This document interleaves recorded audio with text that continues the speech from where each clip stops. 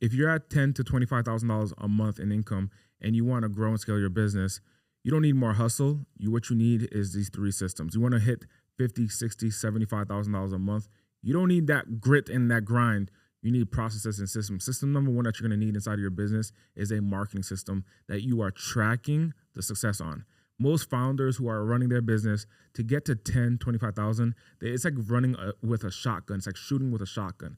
If you've ever shot a shotgun, it's pellets that go in a bunch of different areas, and that's what hits the target. Running a business at $50,000 plus, what you need is a system that is predictable, like a sniper, even like a handgun, where you can have one precise bullet and all you got to do is hit that target. But what's interesting about the person who's running a business, really what's interesting about the founder specifically who's running a business at $10,000, $15,000, $20,000 a month in revenue, what's interesting about that person is that they have the capability to jump up in revenue to $50,000 if they just do less. So if you're an entrepreneur and you're doing $10,000, $15,000, you've already proven yourself past the threshold number one, 10 grand a month, 5 figures. That's threshold number one. Most businesses do not get over 6 figures a year. So you've already hit that threshold and now you're on a new category. To pass that category and to go to $50,000, $60,000, $70,000 a month in revenue, what needs to be different is you're laser focused. When we think about the magnet or the magnifying glass in a sun, have you ever seen that where you take a magnifying glass, you position it in front of the sun, you put it on a piece of paper, and that heat, because it's so laser focused, that heat ends up burning the paper? I've even seen it to the point where they take the magnifying glass, they position it towards the sun in a specific way, they leave it on a rock long enough in one specific point, and that heat is so hot that ends up breaking the rock.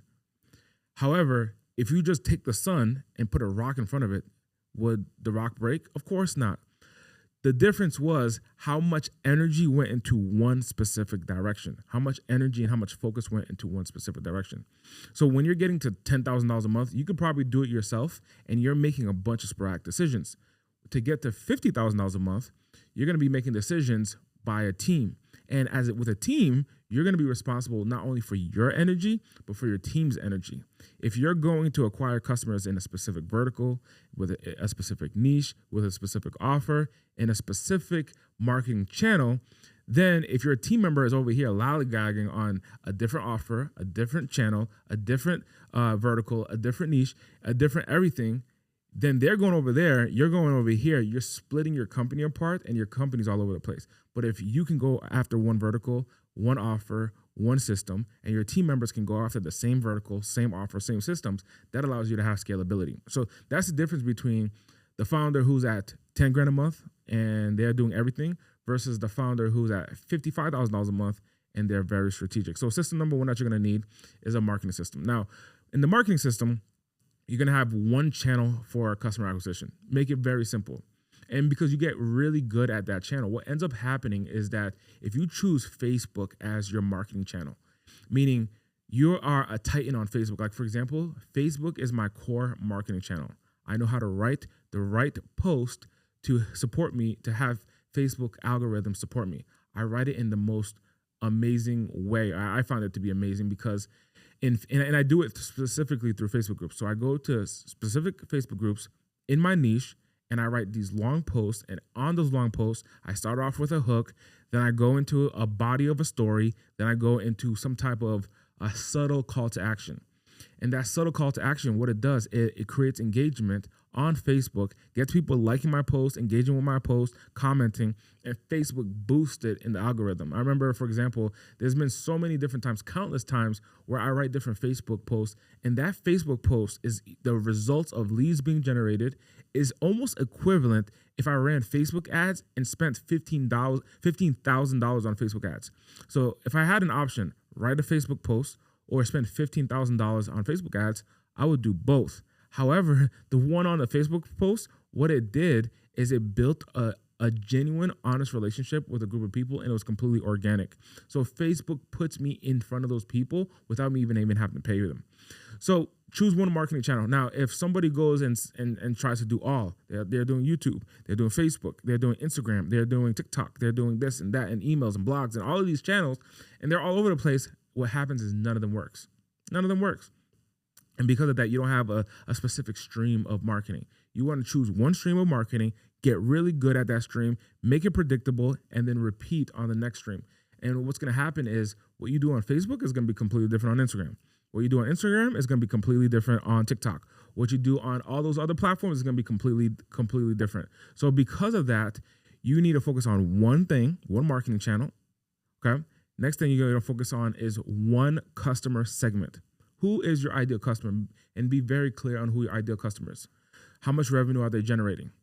What is their challenges that they're experiencing inside of their business? What pain are they experiencing inside of their business? What solution do they need inside of their business? And identify who that customer is. If you're talking to everyone, then you're talking to no one. And what I mean by that is if you're talking to let's just use basic relationships. If you're looking to talk to, you have a product to sell to people who are single, then you're going to market to people who are single. However, the person who's single at age 60 has a completely different need than the person who's single at 18, right? Completely different need. And they have a completely different spending power.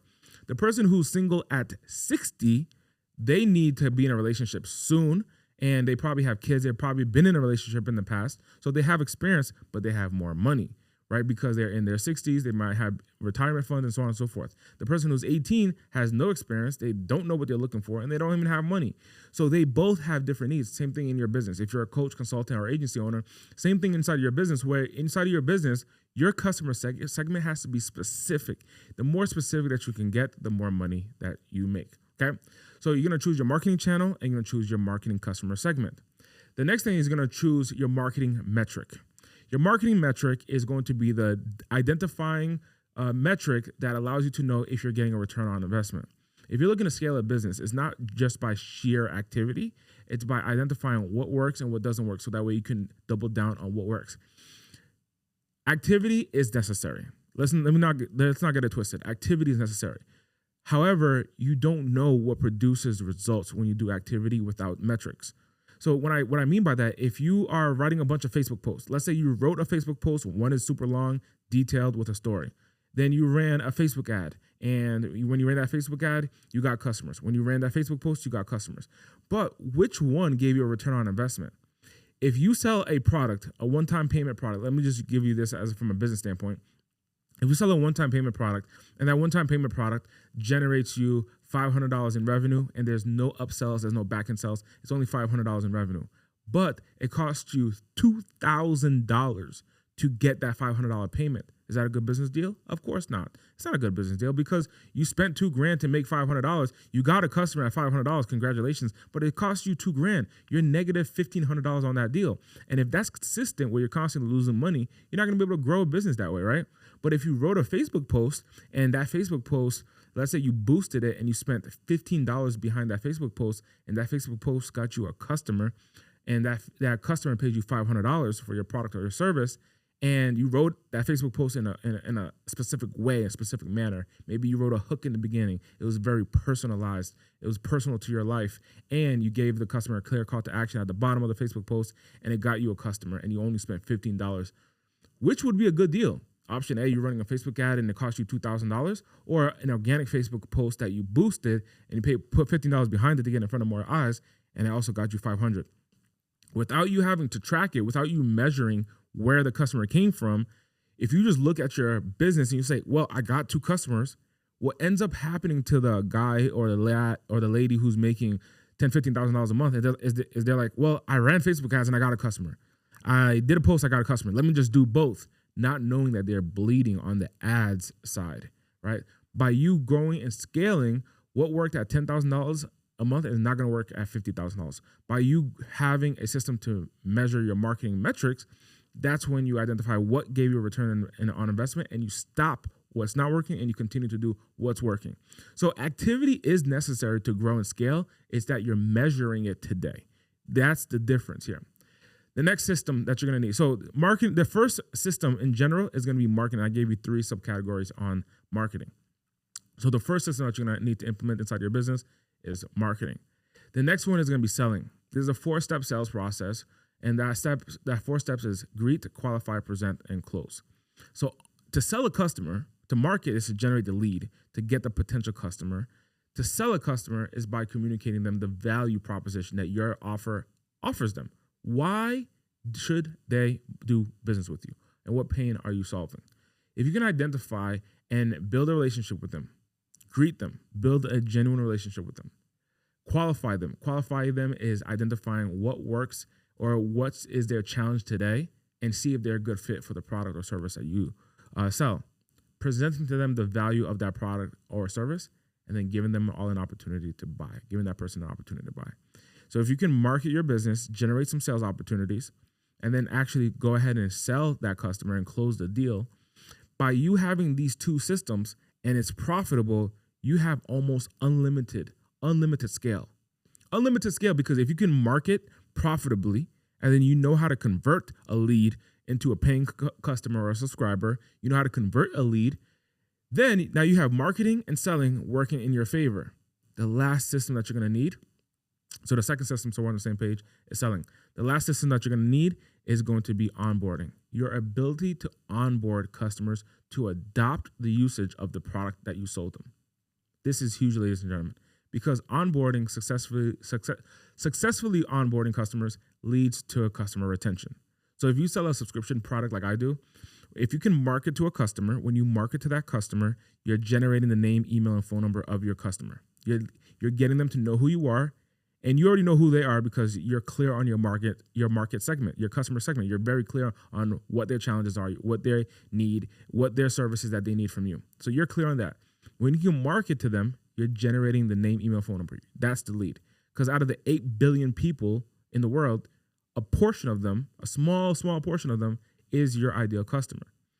Now, that portion of them, once you get them on a Zoom call or a phone call or a webinar or a automated presentation or a video sales letter, once you get them to whatever metric or a system that you use to actually do the selling, you can sell on one-on-one Zoom calls and phone calls. You could sell on webinars. You could sell on automated virtual video sales letters. You can sell on almost any platform. When you sell the customer, the next step after that is to onboard. So marketing is the system number 1. Number 2 system is going to be selling. And then number 3 system is going to be onboarding. The reason you want to onboard successfully is because if you can adopt usage, get your customer to start using the product, whether you sell software, you sell a coaching program, you sell any type of subscription, you sell services. When you sell your product, if you can get your customers to start using it, what you're doing is you're retaining them. So if they're paying you monthly, for example, in a recurring subscription business, if they're paying you monthly, that's how you're going to start growing your monthly recurring revenue, where maybe you have 100 customers paying you $200 a month today. And then after marketing and selling, you have another 200. So now you have 400 customers paying you $200. Now you're running an $80,000 a month business rather than a $10,000 a month business. So by having this system, marketing first, acquiring the lead, then converting them into a customer through selling, and you're selling to that customer. Then you're onboarding that customer, those 3 systems. By successfully onboarding that customer, you'll retain the customer and you'll retain the monthly recurring revenue, therefore creating a long-term subscription business that is growing with you. And that's how you go from $10,000 a month in hustle and grind culture to having recurring peace by having recurring revenue in a subscription business. So if you're a coach, consultant, or agency owner, you want to learn more on how we can support you in growing, down below there's going to be a link for you to schedule a call with my team. And I would look forward to learning how we can serve you inside of your business.